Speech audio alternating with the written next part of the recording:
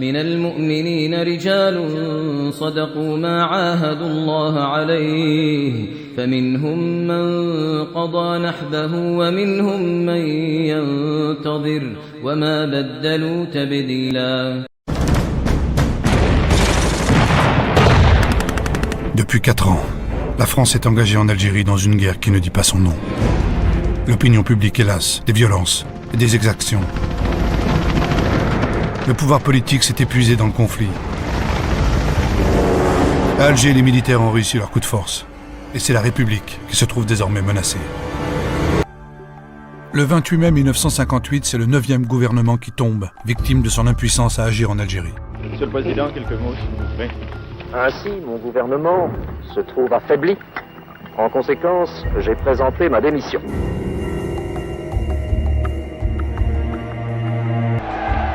Le même jour, 200 000 personnes manifestent à Paris à l'appel des partis de gauche.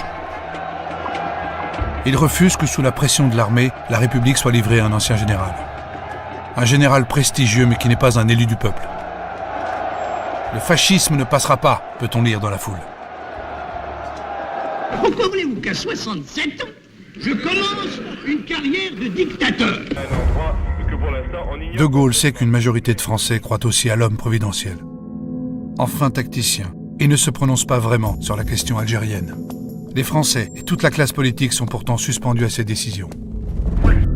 Le 1er juin 1958, l'Assemblée nationale lui accorde sa confiance. De Gaulle a posé ses conditions.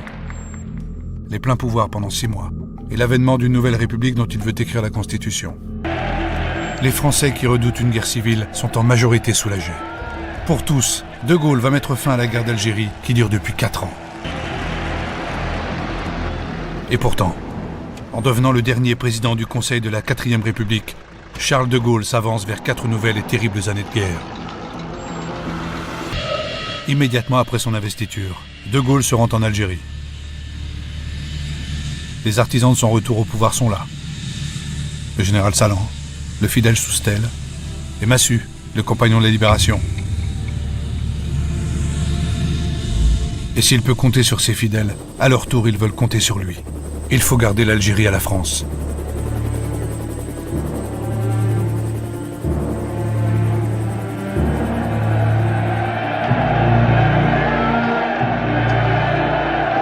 Ils sont des centaines de milliers à le lui demander. Européens, militaires, civils et certains musulmans.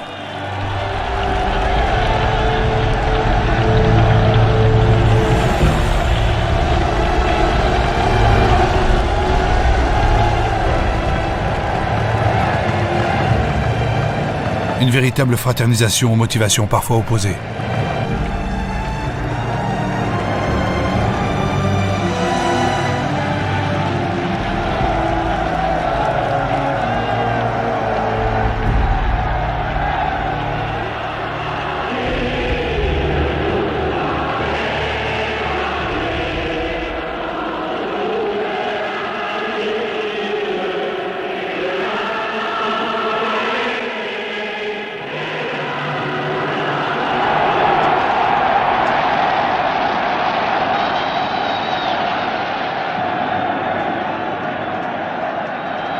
Je vous ai compris.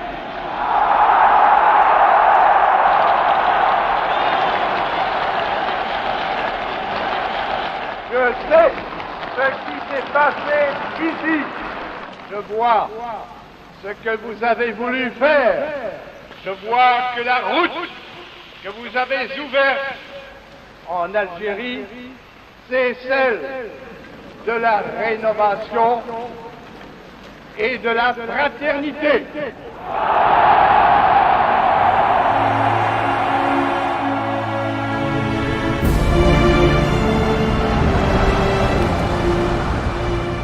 Et je déclare qu'à partir d'aujourd'hui, la France considère que dans toute l'Algérie, il n'y a qu'une seule catégorie d'habitants.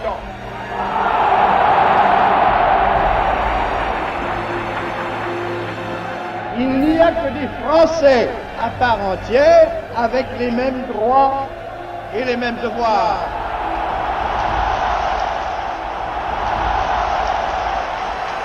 Cela signifie qu'il faut assurer une patrie à ceux qui pouvaient douter d'en avoir une.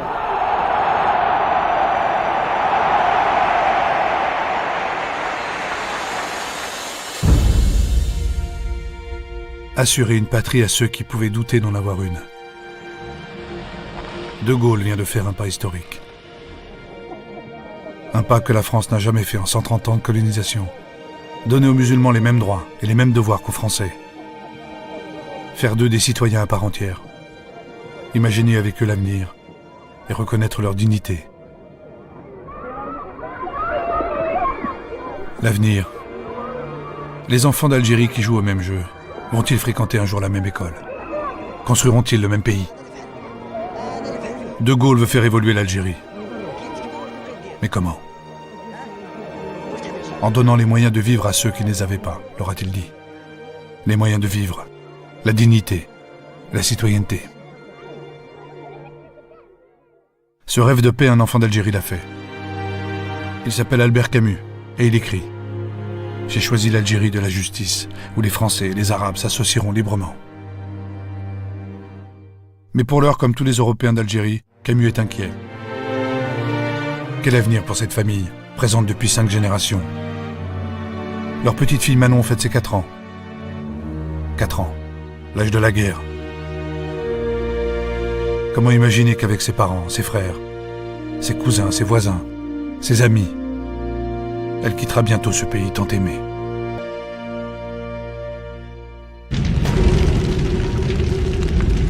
Un instant pris de court par les propositions de Gaulle, le FLN lui donne une réponse spectaculaire.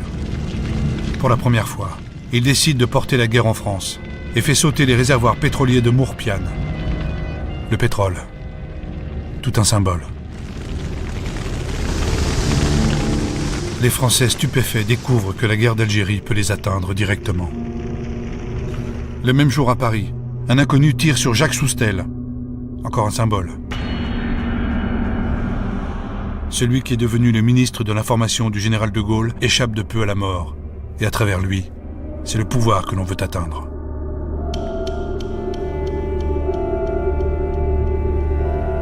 Ces attentats vont provoquer une sévère répression policière contre la communauté algérienne.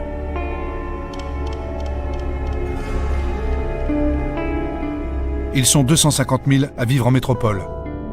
La Fédération de France du FLN compte 80 000 cotisants alors que sa rivale du MNA, le Mouvement national algérien, en totalise 20 000. Ils fournissent des armes, au maquis et de l'argent, parfois sous la contrainte.